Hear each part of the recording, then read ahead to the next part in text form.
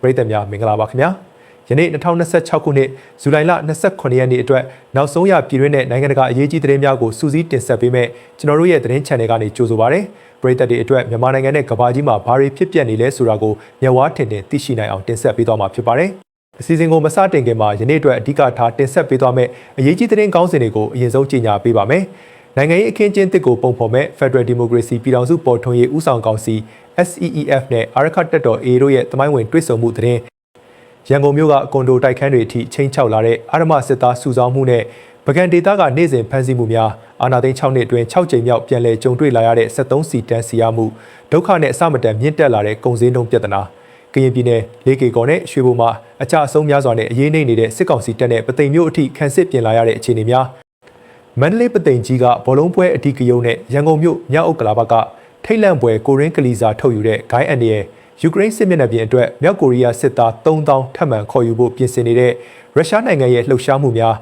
းမြန်မာနိုင်ငံကတိုင်းနယ်ပြည်နယ်12ခုကိုချိန်ချောက်နေတဲ့မုန်တိုင်းငယ်အန်ဒီရဲ့နဲ့မိုးလေဝသသတိပေးချက်စတဲ့သတင်းတွေကိုအသေးစိတ်သုံးသပ်တင်ဆက်ပေးမှာဖြစ်ပါတယ်။အခုပထမဆုံးအပိုင်းအနေနဲ့လက်ရှိမြန်မာຫນွေဦးတော်လှန်ရေးမှာအရေးပါဆုံးနိုင်ငံရေးနဲ့စစ်ရေးအခြေဆက်တစ်ခုဖြစ်လာမဲ့ SCEF နဲ့ AA တို့ရဲ့တွေ့ဆုံမှုအကြောင်းကိုတင်ဆက်ပေးပါမယ်။မြန်မာနိုင်ငံရေးနဲ့စစ်ရေးခင်းကျင်းမှာအလှည့်ပြောင်းတစ်ခုဖြစ်စေမဲ့ထူးခြားတဲ့တွေ့ဆုံဆွေးနွေးမှုတစ်ခုကိုပြီးခဲ့တဲ့ဇူလိုင်လ23ရက်နေ့ကအွန်လိုင်းကတဆင့်ပြုလုပ်ခဲ့ကြပါတယ်။အဲ့ဒါကတော့ຫນွေဦးတော်လှန်ရေးရဲ့အဓိကနိုင်ငံရေးမန်တိုင်တစ်ခုဖြစ်လာတဲ့ Federal Democracy ပြည်ထောင်စုပေါ်ထွန်းရေးဦးဆောင်ကောင်စီ SCEF နဲ့ရခိုင်မျိုးသားအဖွဲ့ချုပ်အာရခတက်တော် ULAAA တို့ရဲ့တွေ့ဆုံမှုပဲဖြစ်ပါတယ်။ဒီတွေ့ဆုံပွဲကို ULAAA ဘက်ကဗိုလ်ချုပ်ထွန်းမြတ်နိုင်ကိုယ်တိုင်တက်ရောက်ခဲ့ပြီးအဖွဲ့မှစကားပြောကြားခဲ့တယ်လို့အမျိုးသားညီညွတ်ရေးအစိုးရ NUG ဝန်ကြီးချုပ်မန်းဝင်းခိုင်တန်းကလည်းညီကုန်းချုပ်စကားပြောကြားခဲ့တာကိုတွေ့ရပါတယ်။ဘာကြောင့်ဒီတွေ့ဆုံမှုကအရေးပါနေရတာလဲဆိုရင်လက်ရှိအချိန်မှာအာဏာသိမ်းစစ်ကောင်စီဟာရခိုင်ပြည်နယ်အတွင်းမှာစစ်ရေးအရာအထိနာပြီးနယ်မြေအမြောက်အများကိုလက်လွတ်ဆုံးရှုံးနေရတဲ့အချိန်ဖြစ်နေလို့ပါပဲဒီလိုအချိန်မှာအင်အားကြီးမားတဲ့အာရခတက်တော် AA အနေနဲ့ຫນွေဦးတော်လှန်ရေးကအဓိကနိုင်ငံရေးအစုအဖွဲ့ဖြစ်တဲ့ SCEF နဲ့တရားဝင်ဆွေးနွေးမှုတွေပြုလုပ်လာတာဟာအနာဂတ် Federal Democracy ပြည်ထောင်စုတည်ဆောက်ရေးအတွက်ဘုံသဘောတူညီချက်တွေရှာဖွေနိုင်ဖို့ကြီးမားတဲ့တန်တမာရေးခြေလှမ်းတစ်ရပ်လို့နိုင်ငံရေးစောင့်ကြည့်သူတွေကသုံးသပ်နေကြပါတယ်ဆွေးနွေးပွဲမှာအဓိကထားပြောဆိုခဲ့ကြတဲ့အကြောင်းအရာတွေကတော့လက်ရှိရခိုင်ပြည်နယ်မှာကြုံတွေ့နေရတဲ့ရေဘေးသင့်ပြည်သူတွေအတွက်လူသားချင်းစာနာထောက်ထားမှုဆိုင်ရာအကူအညီပေးရေးနဲ့ပြန်လည်ထူထောင်ရေးကိစ္စရပ်တွေဖြစ်ပါတယ်။တိုက်ပွဲတွေပြင်းထန်နေချိန်တဘာဝဘေးအန္တရာယ်ပါကြာရောက်လာတဲ့အတွက်ပြည်သူတွေရဲ့အသက်အိုးအိမ်စည်းစိမ်ကိုကာကွယ်ပေးဖို့နိုင်ငံရေးမဟာမိတ်အဖွဲ့တွေကြားပူးပေါင်းဆောင်ရွက်လာတာဟာပြည်သူအစိုးရတရက်ရဲ့အုပ်ချုပ်ရေးရန်တရားပုံမတက်ဝင်လာတာပြသနေပါတယ်။ဒါအပြင်လက်ရှိနိုင်ငံရေးအခင်းကျင်းတဲ့ရှေ့ဆက်လှုပ်ဆောင်ရမယ့်နိုင်ငံရေးလုပ်ငန်းစဉ်လိုအပ်ချက်တွေကိုပါပွင့်ပွင့်လင်းလင်းတိုင်ပင်ဆွေးနွေးခဲ့ကြတယ်လို့အတည်ပြုသိရပါတယ်။တကယ်တော့ SCEF ရဲ့ဒီလိုတွေ့ဆုံမှုဟာ AA တဖွဲ့တည်းနဲ့တည်တံ့လှုပ်ဆောင်ခဲ့တာမဟုတ်ပါဘူး။ဇူလိုင်လ20ရက်နေ့ကစလို့ပြည်내အခြေစိုက်ຫນွေဦးတော်လှန်ရေးမဟာမိတ်တပ်ဖွဲ့များ KSRA မွန်ပြည်သစ်ပါတီစစ်အာဏာရှင်တိုက်ဖျက်ရေး NMSP-AD ပိုင်းမျိုးသားလွတ်မြောက်ရေးအဖွဲ့ချုပ် PNLO စတဲ့တိုင်းသားမဟာမိတ်အဖွဲ့အစည်းတွေနဲ့ဇက်တိုက်ဆိုသလိုတွေ့ဆုံပြီးမဟာဗျူဟာတွေညှိနှိုင်းနေတာဖြစ်ပါတယ်။ယာယီသမရဒူဝါလရှိလာနဲ့ CRPH ဥက္ကဋ္ဌဦးအောင်ကြည်ညွန့်တို့ကိုယ်တိုင်ပါဝင်လှုပ်ရှားနေတဲ့ဒီနိုင်ငံရေးခြေလှမ်းတွေဟာစစ်အာဏာရှင်စနစ်ကိုအမြင့်ပြတ်တိုက်ထုတ်ပြီးအနာဂတ် Federal ပြည်ထောင်စုတစ်ကိုတည်ဆောက်ဖို့အတွက်မရှိမဖြစ်လိုအပ်တဲ့တော်လှန်ရေးသုံးပွင့်ဆိုင်မဟာမိတ်စနစ်ကိုပုံမခိုင်မာလာစေဖို့ကြိုးပမ်းနေတာပဲဖြစ်ပါတယ်။နိုင်ငံတကာတန်တမာရေးမျက်နှာစာမှာလည်း SCEF ရဲ့အခမ်းကဏ္ဍဟာပုံမအရေးပါလာနေပါတယ်။ပြီးခဲ့တဲ့ဇူလိုင်လ24ရက်နေ့ကအမေရိကန်ပြည်ထောင်စုဝါရှင်တန် DC မြို့တော်အောက်လွှတ်တော်ရုံးမှာပြုလုပ်ခဲ့တဲ့မြန်မာအရေးရှင်းလင်းပွဲမှာ NUG နိုင်ငံခြားရေးဝန်ကြီးဒေါ်စင်မအောင်ကအမေရိကန်အစိုးရနဲ့မဟာမိတ်အဖွဲ့အစည်းတွေအနေနဲ့ SCEF နဲ့တိုက်ရိုက်ချိတ်ဆက်အလုပ်လုပ်ဖို့အမေရိကန်လွှတ်တော်ကိုယ်စားလှယ်တွေကိုအလေးနဲ့တိုက်တွန်းခဲ့ပါတယ်။ဒီသတင်းဟာစစ်ကောင်စီအတွက်တော့နိုင်ငံရေးအရာရောစစ်ရေးအရာပါအလွန်ကြီးမားတဲ့ချိန်ချောက်မှုတစ်ခုဖြစ်လာနေပြီးတော်လှန်ရေးအင်အားစုတွေကြားညီညွတ်မှုအားကောင်းလာတာကိုတက်တည်ပြနေတဲ့အရေးကြီးတဲ့သတင်းတစ်ပုဒ်ဖြစ်တင်ဆက်လိုက်ရပါတယ်။မြေပြင်စစ်ရေးမှာတောက်လျှောက်အရေးနေပြီးစစ်စခန်းတွေအစုလိုက်အပြုံလိုက်လက်လွတ်နေရတဲ့စစ်ကောင်စီရဲ့ဝါဒဖြန့်ဘောမလော်ဘီတွေဟာအာရခတက်တော် A ရဲ့စစ်ဦးစီးချုပ်ဗိုလ်ချုပ်ထွန်းမြတ်နိုင်လေကြောင်းတိုက်ခိုက်မှုကြောင့်ဒဏ်ရာရပြီးတေဆုံးသွားပြီဆိုတဲ့သတင်းအမှားတွေကိုတမင်ရည်ရွယ်ချက်ရှိရှိလုပ်ကြံဖန်တီးပြီးလူထုအကြားအာရုံလွှဲဖို့စ조사နေကြပါတယ်။စစ်တပ်ထောက်ခံတဲ့ရွှေပြည်သစ်နဲ့ဗျူဟာစုအပါအဝင် Lobby Daily Grand Channel တွေကဗိုလ်ချုပ်ထွန်းမြတ်နိုင်တေဆုံးသွားတဲ့အတွက် A ရဲ့ဒုတိယစစ်ဦးစီးချုပ်ကယာရုနေရာကိုအစားထိုးယူလိုက်ပြီးဆိုတဲ့စိတ်ကူးရင်ဇလန်းစင်ဝါဒဖြန့်မှုတွေကိုရပ်ပိုင်းအတွင်းအပြိုင်ဆိုင်ရေးသားဖြန့်ဝေခဲ့ကြတာဖြစ်ပါတယ်။ဒါပေမဲ့တကယ်မြေပြင်အမှန်တရားကတော့ဒီဝါဒဖြန့်မှုတွေဟာလုံးဝအခြေအမြစ်မရှိတဲ့သတင်းအမှားတသက်တာဖြစ်ပါတယ်။အာရခတက်တော် A ရဲ့စစ်ဦးစီးချုပ်ဗိုလ်ချုပ်ထွန်းမြတ်နိုင်ဟာပြီးခဲ့တဲ့ဇူလိုင်လ23ရက်နေ့ကနေ Federal Democracy ပြည်ထောင်စုပေါ်ထွန်းရေးဦးဆောင်ကောင်စီSCEF ရဲ့ထိပ်ပိုင်းခေါင်းဆောင်တွေ NUG ဝန်ကြီးချုပ်မန်ဝင်းခိုင်တန်းတို့နဲ့အတူအွန်လိုင်းထိပ်သီးအစည်းအဝေးကိုကိုယ်တိုင်တက်ရောက်ပြီးနိုင်ငံရေးစစ်ရေးဗျူဟာတွေကိုတရားဝင်ဆွေးနွေးခဲ့တာဖြစ်ပါတယ်။ဒီတွေ့ဆုံမှုကို SCEF ဘက်ကလည်းဇူလိုင်လ26ရက်နေ့မှာတရားဝင်ထုတ်ပြန်ကြေညာထားတဲ့အတွက်ဗိုလ်ချုပ်ထွန်းမြတ်နိုင်ဟာလက်ရှိအချိန်အထိဘေးကင်းကျန်းမာစွာရှိနေပြီးတော်လှန်ရေးလုပ်ငန်းတွေကိုစင်ဆက်မပြတ်ဦးဆောင်နေတယ်ဆိုတာအထင်ရှားသက်သေပြနေပါတယ်။ဒါကြောင့်မလို့မိဘပြည်သူတွေအနေနဲ့စစ်ကောင်စီရဲ့ဝါဒဖြန့် channel တွေကထွက်ပေါ်လာတဲ့ခေါင်းဆောင်ပိုင်းတည်ဆုံမှုသတင်းတွေကိုလုံးဝမယုံကြည်ကြဘဲစစ်စစ်ပြီးမှသာလက်ခံကြဖို့တိုက်တွန်းပါရစေခင်ဗျာ။မြန်မာနိုင်ငံရဲ့နိုင်ငံရေးနဲ့စစ်ရေးနောက်ဆက်တွဲအခြေအနေတွေကိုဆက်လက်တင်ဆက်ပေးသွားမှာဖြစ်လို့စောင့်မျှော်ကြည့်ရှုကြပါဦးခင်ဗျာနိုင်ငံရေးနဲ့စစ်ရေးအလှည့်ပြောင်းတွေကိုတင်ဆက်ပေးခဲ့ပြီးတဲ့နောက်ပြည်သူလူထုတရက်လုံးနေ့စဉ်နဲ့အမျှရင်ဆိုင်ကြုံတွေ့နေရတဲ့အာဓမစစ်သားစုဆောင်မှုအန်ဒီရဲ့အကြောင်းကိုဆက်လက်တင်ဆက်ပေးပါမယ်။လက်ရှိအချိန်မှာစစ်ကောင်စီရဲ့စစ်သားစုဆောင်ရေးရန်တရားဟာစင်ကြေဘုံရက်ကွက်တွေနဲ့ကျေးလက်ဒေသတွေကိုသာမကရန်ကုန်မြို့ကအဆင့်မြင့်ကွန်ဒိုတိုက်ခန်းတွေအထိပါချင်းချောက်ဝင်ရောက်လာနေပြီဖြစ်ပါတယ်။အာဏာသိမ်းစစ်ကောင်စီဟာ2024ခုနှစ်ဖေဖော်ဝါရီလ10ရက်နေ့မှာစစ်မှုထမ်းဥပဒေကိုအသက်သွင်းခဲ့ပြီးနောက်ပိုင်းနိုင်ငံအနှံ့တိုက်ပွဲတွေမှာအကြအဆုံးများလာတဲ့အတွက်အာဓမစစ်သားစုဆောင်တာတွေကိုပုံစံအမျိုးမျိုးနဲ့ခက်စိတ်စိတ်ပြုလုပ်လာခဲ့ပါတယ်။မကြသေးခင်ရက်ပိုင်းကစလို့ရန်ကုန်မြို့ဒဂုံစိတ်ကမ်းမြို့နယ်မှာရှိတဲ့အေယာချမ်းသာကွန်ဒိုမှာနေထိုင်သူတွေကိုပါစစ်မှုထမ်းဖို့အတွက်စစ်တပ်ကတိုက်ရိုက်ဆင့်ခေါ်စာတွေပေးပို့လာခဲ့ပါတယ်။ကွန်ဒိုမှာနေထိုင်တဲ့လူငယ်တွေအနေနဲ့စစ်မှုထမ်းစီးရင်မှာမပါဝင်ဖို့အတွက်သက်ဆိုင်ရာအုပ်ချုပ်ရေးမှုတွေကိုလစဉ်ငွေကျပ်3သိန်းပေးပြီးရှောင်လွှဲခဲ့ကြပေမဲ့အခုခါမှာတော့မဖြစ်မနေစစ်မှုထမ်းရမယ်ဆိုပြီးဖိအားပေးဆင့်ခေါ်ခံနေရတာပါ။မြို့ပြတွေမှာငွေကြေးပေးပြီးလူစားထိုးတာတွေအခြေခံလူရန်စားတွေကိုပေါ်တာဆွဲတာတွေဇက်တိုက်လှုပ်ဆောင်နေကြတာဖြစ်ပါတယ်။ရန်ကုန်လိုမြို့ကြီးပြကြီးမှာတွေမကပဲကမ္ဘာရှီဟောင်းယဉ်ကျေးမှုအမွေအနှစ်နယ်မြေဖြစ်တဲ့ပကံညောင်ဦးဒေသမှာလည်းနေ့စဉ်နဲ့အမျှဖမ်းဆီးမှုတွေအဆိုးရွားဆုံးဖြစ်ပေါ်နေပါတယ်။ညောင်ဦးမြို့ပေါ်ကတာယာဝရီကလကုန်းနဲ့တိရိမင်္ဂလာစတဲ့ရက်ကွက်တွေမှာအာဓမဖမ်းဆီးတာတွေအများဆုံးဖြစ်နေပြီးပြီးခဲ့တဲ့ဇွန်လနဲ့ဇူလိုင်လ2လအတွင်းမှာတင်လူတရာထက်မနည်းဖမ်းဆီးခံခဲ့ရပါတယ်။အဖမ်းခံရသူအများစုဟာအခြေခံလက်လုပ်လက်စားတွေဖြစ်ကြပြီးနေအိမ်တွေရှေ့မှာထိုင်နေသူတွေနာရေးပို့နေသူတွေမင်္ဂလာဆောင်ကအခြေခံဝန်ထမ်းတွေပရန်သမားတွေနဲ့ရေတန့်ပို့သူတွေကိုပါအလုတ်ခွင်တဲ့အထိဝင်ရောက်ဆွဲယူဖမ်းဆီးနေတာဖြစ်ပါတယ်။ဒီလိုဖမ်းဆီးမှုတွေကိုစစ်တပ်ကလက်နက်တပ်ဆင်ပေးထားတဲ့ပြူစောတိအဖွဲ့တွေက FF လိုင်စင်တက်ရတာကားတွေအသုံးပြုပြီးအုပ်စုလိုက်လံဖမ်းဆီးနေတာဖြစ်ပါတယ်။အဖမ်းခံရသူတွေကိုညောင်ဦးမြို့နယ်ထွေအုပ်ရုံးမှာတညထားပြီးနောက်တစ်နေ့မှာကြောက်ပတောင်းကတဆင့်မိထီလာမြို့ကစစ်တင်တန်းကျောင်းတွေကိုပို့ဆောင်နေတာပါ။ငွေကြေးတက်နိုင်သူတွေကငွေပေးရွေးနိုင်ပေမဲ့မပေးနိုင်တဲ့သူတွေကတော့စစ်တင်တန်းကိုအပို့ခံနေရပါတယ်။ဒီအခြေအနေတွေကြောင့်ပကံဒေသမှာလူငယ်တွေအလုံးမသွားရဲအိမ်မှာမအိပ်ရဲကြတော့ပဲမြို့ဟာခြောက်ကပ်သွားပြီးခီးသွွားလုပ်ငန်းနဲ့စီးပွားရေးပါပြင်းပြင်းထန်ထန်ထိခိုက်ကျဆင်းနေရပြီဖြစ်ပါတယ်။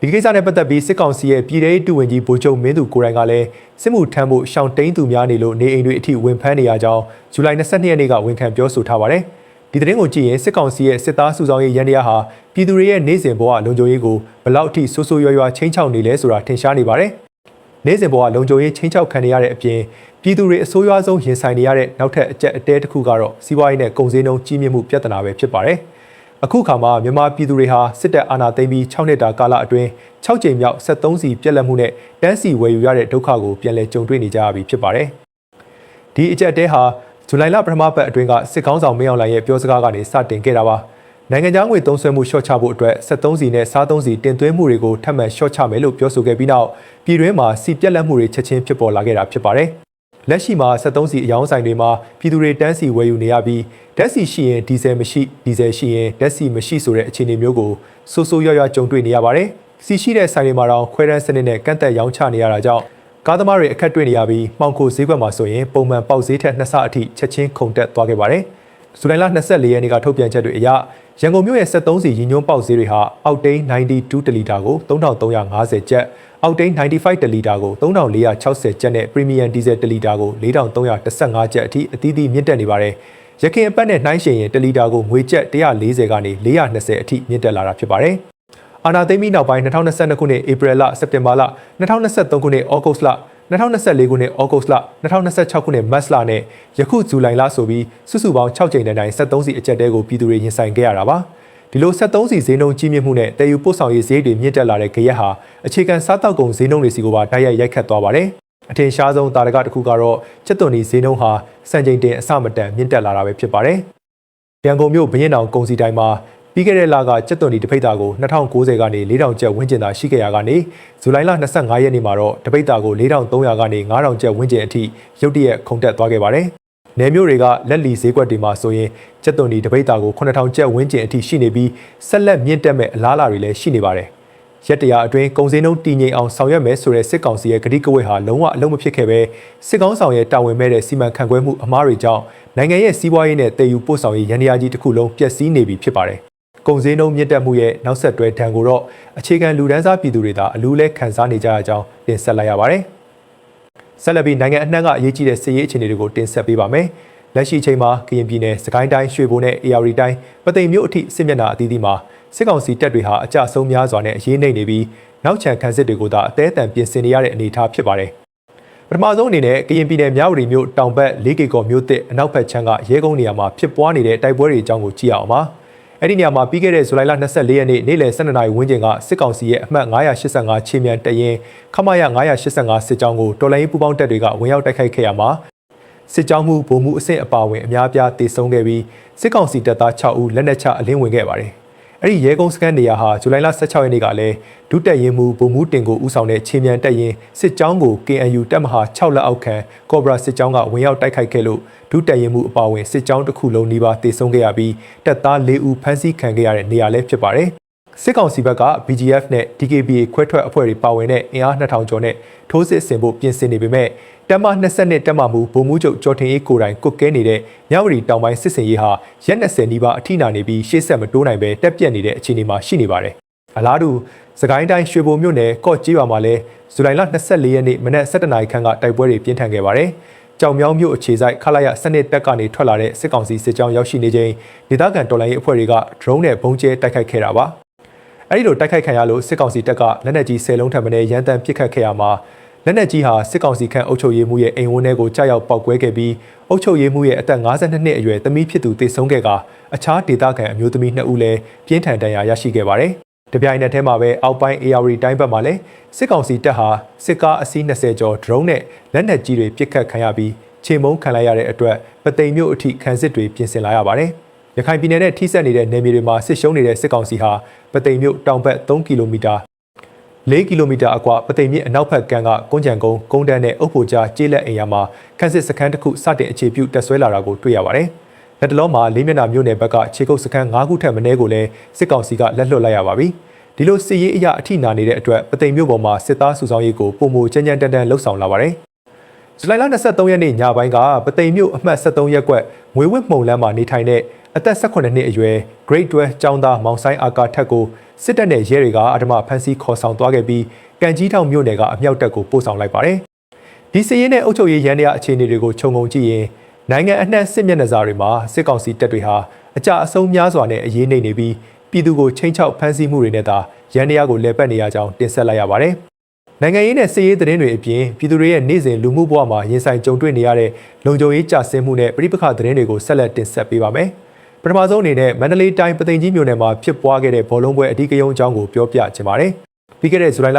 25ရက်နေ့ကပသိမ်ကြီးမြို့နယ်နန္ဒာမြောက်ကျေးရွာမှာကျင်းပနေတဲ့မိုးရွာသည့်အလွတ်တန်းဘောလုံးပြိုင်ပွဲမှာကစားသမားတွေသာမကပရိသတ်တွေပါဝင်တဲ့ကြီးမားတဲ့ခိုက်ရန်ဖြစ်ပွားမှုတစ်ခုဖြစ်ခဲ့ပါတယ်။အဲဒီနေ့ညနေ4:00နာရီမှာရှင်ပြိုင်ကစားခဲ့တဲ့မြစ်တာပေါင်းအသင်းနဲ့ကံပိုင်အသင်းတို့ရဲ့ပွဲစဉ်မှာနှစ်ဖက်ကစားသမားတွေကြားအငင်းပွားမှုကနေစတင်ခဲ့တာပါ။အဲဒီနောက်လာရောက်အားပေးတဲ့နှစ်ဖက်ပရိသတ်တွေပါကွင်းအတွင်းဝင်ရောက်လာပြီးခဲတွေနဲ့အပြန်အလှန်ပစ်ပေါက်ကြတဲ့အထိအခြေအနေဆိုးရွားသွားခဲ့တာကြောင့်ထိခိုက်ဒဏ်ရာရသူတွေလည်းရှိခဲ့ပါတယ်။ဒီအဖြစ်အပျက်ကြောင့်လက်ရှိမှာတော့ပြိုင်ပွဲတစ်ခုလုံးကိုရန်နာလိုက်ရပြီးရန်ပွဲမှာပါဝင်ခဲ့တဲ့ကစားသမားတွေကိုလည်းပွဲပယ်ပြစ်ဒဏ်တွေချဖို့ကော်မတီကအစည်းအဝေးလုပ်နေတယ်လို့သိရပါတယ်။ပိုးဆိုးတာကဒီပဋိပက္ခဟာဘောလုံးကွင်းထဲမှာတင်ပြီးမသွားပဲလူမှုကွန်ရက် TikTok ပေါ်အထိရောက်ရှိသွားပြီးကျေးရွာတရွာနဲ့တရွာအပြန်အလှန်ဆဲဆိုတိုက်ခိုက်တာတွေပါဆက်လက်ဖြစ်ပွားနေတာကိုတွေ့ရပါတယ်။ဒါပြင်ရန်ကုန်မြို့လိုမြို့ကြီးပြကြီးမှာပြည်သူတွေအတွက်အလွန်ထိတ်လန့်စရာကောင်းတဲ့လူကုန်ကူးမှုနဲ့ကိုရင်းကလီစာထုတ်ယူရောင်းစားတဲ့ဂိုင်းတွေရဲ့အန္တရာယ်ကလည်းကြီးမားလာနေပါတယ်။မကြာသေးခင်ကရန်ကုန်မြို့မြောက်ဥက္ကလာပမြို့နယ်သူနန္ဒာလန်းကျိန်သစ္စာရှင်ဖျားအနီးမှာအသက်40ကျော်အရွယ်အမျိုးသားတဦးဟာဆေးဝယ်ဖို့ခဏထွက်လာချိန်မှာအဓမ္မဖမ်းဆီးခံခဲ့ရပါတယ်။အဲ့ဒီအမျိုးသားအနီးကိုလူမှုကူညီရေးကယ်ဆယ်ရေးကားတစ်စီးရက်လာပြီးကားပေါ်ကလူတစုကသူ့ကိုအတင်းအဓမ္မဆွဲတင်သွားခဲ့တာဖြစ်ပါတယ်။ကားပေါ်ရောက်တာနဲ့အဲ့ဒီအမျိုးသားကိုဆေးတစ်မျိုးထိုးသွင်းလိုက်ပြီးကားပေါ်မှာအသင့်ပါလာတဲ့ဆေးဘက်ဆိုင်ရာစက်ကရိယာတွေနဲ့သူ့ရဲ့နှလုံးခုန်နှုံးနဲ့ကိုရင်းအင်္ဂါအခြေအနေတွေကိုချက်ချင်းစစ်ဆေးခဲ့ကြပါတယ်။ကံကောင်းထောက်မစွာနဲ့ပဲအဲ့ဒီအမျိုးသားဟာလေဖြန်းထားတဲ့ဝေဒနာအပြင်နှလုံးရောဂါလည်းရှိနေတာကြောင့်ဂိုင်းသားတွေကဒီကောင်ကယောဂတဲ့ပဲဆိုပြီးမိုးရွာတဲ့လမ်းဘေးကိုပြန်လဲပစ်ချထားခဲ့လို့သာအသက်ဘေးကနေတီးတီးလေးလွတ်မြောက်လာခဲ့တာပါအသိစိတ်ဝေဝါးနေတဲ့သူ့ကိုဆိုင်ကယ်ကယ်ရီမောင်းသူတူကတွေ့ရှိပြီးအိမ်ကိုပြန်လဲပို့ဆောင်ပေးခဲ့ရပါတယ် ဒီဖြစ်စဉ်ကိုကြည်ချင်းအဖြစ်လူမှုကူညီရေးကားတွေအယောင်ဆောင်ပြီးခန္ဓာကိုယ်ရင်းကလီစာထုတ်ယူရောင်းစားနေတဲ့ဂိုင်းတွေမြို့ရင်းအထိဝင်ရောက်ကျက်စားနေပြီဆိုတာကိုအထင်ရှားတွေ့မြင်ရမှာဖြစ်ပါတယ်။ဒါကြောင့်ပြည်သူတွေအနေနဲ့သွာလာလှုပ်ရှားရမှာအထူးသတိထားကြဖို့တင်ဆက်လိုက်ရပါတယ်။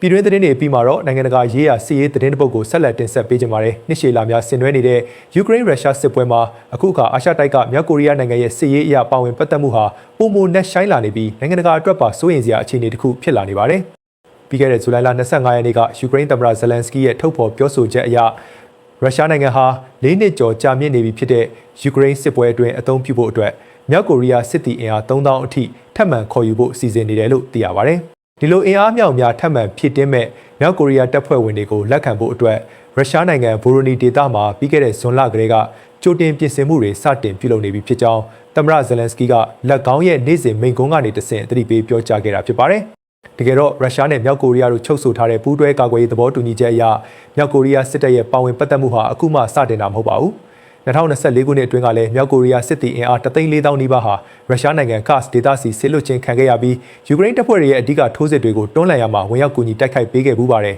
။အခုလိုမြောက်ကိုရီးယားစစ်သားတောင်းတဲ့ချီထပ်မံခေါ်ယူတဲ့အပြင်မြောက်ကိုရီးယားဘက်ကနေရုရှားအတွက်ပဲ့ထိန်းဒုံးကျည်လွှတ်တင်စနစ်အသစ်တွေကိုပါပံ့ပိုးပေးဖို့ပြင်ဆင်နေတယ်လို့သိရပါတယ်။ဒီအခြေအနေတွေနဲ့ပတ်သက်ပြီးယူကရိန်းသမ္မတကအထူးသတိပေးထားတာရှိပါတယ်။အဲ့ဒါကတော့ဒီလုပ်ရက်ဟာယူကရိန်းနိုင်ငံတစ်ခုတည်းအတွက်သာချိန်ချောက်မှုမဟုတ်ဘူးဆိုတဲ့အချက်ပါပဲ။ဘာကြောင့်လဲဆိုရင်ရုရှားဟာဒီစစ်ပွဲကနေတဆင့်မြောက်ကိုရီးယားတပ်တွေကိုခေတ်သစ်စစ်တိုက်နည်းတွေတင် जा ပေးနေတယ်လို့လက်နက်စွမ်းရည်တိုးတက်လာစေဖို့နဲ့တကယ်အစ်စ်မြေပြင်အတွေ့အကြုံတွေရရှိအောင်လက်တွေ့ကူညီပေးနေလို့ပဲဖြစ်ပါတယ်။ဒါဟာရေရှည်မှာမြောက်ကိုရီးယားရဲ့ဒုံးကျည်လက်လှမ်းမီတဲ့အာရှဒေသတွင်းကနိုင်ငံတိုင်းအတွက်အလွန်ကြီးမားတဲ့ချိန်ချောက်မှုကြီးတစ်ခုဖြစ်လာနေပြီလို့ယူကရိန်းသမ္မတကနိုင်ငံတကာကိုအလေးနက်သတိပေးပြောဆိုထားပါတယ်။ဒါ့အပြင်တစ်ချိန်တည်းမှာပဲအရှေ့အလယ်ပိုင်းဒေသကိုစောင့်ကြည့်နေတဲ့ဂျိုဒုမှတ်တမ်းတွေကိုရုရှားကအီရန်နိုင်ငံစီလွှဲပြောင်းပေးနေတာကိုသတိပြုမိကြောင်းလည်းဇလန်စကီကပြောကြားခဲ့ပါတယ်။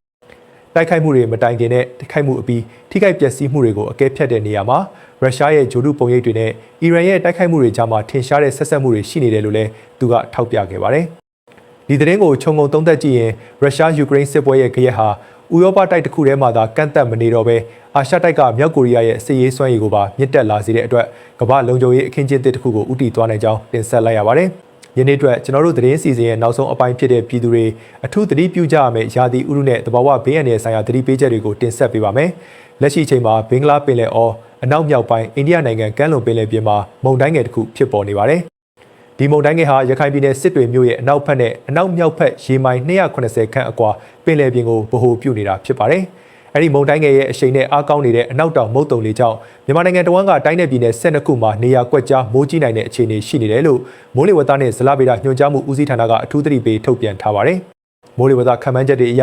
မနက်ဖြန်မွန်းတဲ့ချိန်အထိနေပြည်တော်ရန်ကုန်မန္တလေးပဲခူးမကွေးအေရဝတီတနင်္သာရီတိုင်းဒေသကြီးတွေအပြင်ကရင်မွန်ရခိုင်နဲ့ရှမ်းပြည်နယ်အရှေ့ပိုင်းစတဲ့တိုင်းနယ်ပြည်နယ်12ခုမှာနေရာကွက်ကြားမိုးကြီးဖို့ရာခိုင်နှုန်းအပြည့်ရှိနေပါတယ်။အထူးသဖြင့်နေပြည်တော်ရန်ကုန်နဲ့မန္တလေးအပါအဝင်တိုင်းနယ်ပြည်နယ်အများစုမှာမိုးတိမ်တောင်တွေဖြစ်ထွန်းနေတဲ့အတွက်အဲ့ဒီမိုးတိမ်တောင်တွေရွေရှားရလမ်းကြောင်းတစ်လျှောက်မှာမိုးရွာသွန်းတာနဲ့အတူလေပြင်းတိုက်ခတ်တာမိုးသက်လေပြင်းကျတာမိုးကြိုးပစ်တာလျှက်စီးလက်တာနဲ့မိုးသီးကြွေတာစတဲ့အန္တရာယ်တွေကိုကြိုတင်သတိပြုကြဖို့လိုအပ်နေပါတယ်။လက်ရှိဖြစ်ပေါ်နေတဲ့အားကောင်းတဲ့မုတ်တုံလေးနဲ့မုန်တိုင်းငယ်ရဲ့အရှိန်ဟာစိုက်ပျိုးရေးလုပ်ငန်းတွေနဲ့ခရီးသွားလာရေးကဏ္ဍအတွက်သာမကပဲပြည်သူတွေရဲ့နေ့စဉ်အသက်အိုးအိမ်လုံခြုံရေးအတွက်ပါအထူးသတိထားရမယ့်အခြေအနေဖြစ်နေပါတယ်။ပင်လယ်ပြင်အခြေအနေကိုကြည့်မယ်ဆိုရင်လည်းမြန်မာကမ်းရိုးတန်းတစ်လျှောက်နဲ့ကမ်းလွန်ပင်လယ်ပြင်တွေမှာရန်ဖန်ရန်ခါမိုးသက်လေပြင်းတွေကျရောက်နိုင်ပြီးလှိုင်းအမြင့်10ပေကနေ10ပေအထိရှိနိုင်ပါတယ်။မိုးသက်လေပြင်းကျနေချိန်မှာရေပြင်နဲ့မြေပြင်လေဟာတနအီကိုမိုင်30အထိတိုက်ခတ်နိုင်တာကြောင့်ကန်ဒီကန်ဝေးငါးဖမ်းရေရင်တွေနဲ့တင်မောတွေအနေနဲ့မိုးသက်လေပြင်းအန္တရာယ်ကိုအထူးဂရုပြုရှောင်ရှားကြဖို့လိုအပ်ပါတယ်။ဒါ့အပြင်လာမယ့်2ရက်တာကာလအတွင်းမှာပဲခူးအေရဝတီတနင်္သာရီရခိုင်မွန်နဲ့ကရင်ပြည်နယ်တွေမှာမိုးဆက်လက်ပိုနိုင်တဲ့အခြေအနေရှိနေပါတယ်။ဒီဒေသတွေဟာပုံမှန်အားဖြင့်လည်းရေကြီးရေရှမ်းမှုတွေမကြာခဏဖြစ်ပွားလေးရှိတဲ့ဒေသတွေဖြစ်လို့လက်တလောအခြေအနေမှာရေကြီးခြင်းနဲ့မြေပြိုခြင်းအန္တရာယ်တွေကိုအထူးစောင့်ကြည့်ကာကွယ်ကြဖို့အလေးနက်တိုက်တွန်းအပ်ပါတယ်။မြို့ကြီးပြကြီးတွေမှာနေထိုင်ကြသူတွေအနေနဲ့လည်းမိုးကြိုးအန္တရာယ်ကိုရှောင်ရှားနိုင်ဖို့သတိထားတွာလာကြဖို့သတိပေးတင်ဆက်လိုက်ရပါတယ်။ပရိသတ်ကြီးခင်ဗျာယနေ့အတွက်ကျွန်တော်တို့သတင်း channel ကနေစီစဉ်တင်ဆက်ပေးခဲ့တဲ့သတင်းအစီအစဉ်ဒီမှာပဲပြီးဆုံးပါပြီ။နိုင်ငံရေးစစ်ရေးအခင်းကျင်းတွေကနေစလို့ပြည်သူတွေရဲ့နေ့စဉ်လူမှုဘဝလုံခြုံရေးစီးပွားရေးအကျပ်တဲတွေထိတ်လန့်ဖွယ်မှုခင်းသတင်းတွေနဲ့ရာသီဥတုသတိပေးချက်တွေကိုအချိန်နဲ့တပြေးညီတိတိကျကျသိရှိနိုင်ဖို့တင်ဆက်ပေးခဲ့တာဖြစ်ပါတယ်။ကျွန်တော်တို့ရဲ့ channel ကိုအမြဲတမ်းစောင့်မျှော်ကြည့်ရှုပေးကြတဲ့ပရိသတ်တူးချင်းစီတိုင်းကိုကျေးဇူးထူးတင်ရှိပါတယ်။နောက်ထပ်လည်းအရေးကြီးတဲ့သတင်းတွေကိုဆက်လက်တင်ဆက်ပေးသွားမှာမို့ ဗီဒီယိုလေးကို like share လုပ်ပေးပြီး channel ကိုလည်း subscribe လုပ်ထားပေးကြပါဦးလို့မေတ္တာရက်ခံရင်းဒီကနေ့သတင်းအစီအစဉ်ကိုဒီနေရာမှာပဲညှနာခွင့်ပြုပါခင်ဗျာပရိသတ်များအားလုံးဘေးအန္တရာယ်ပေါင်းမှကင်းဝေးကြပါစေခင်ဗျာ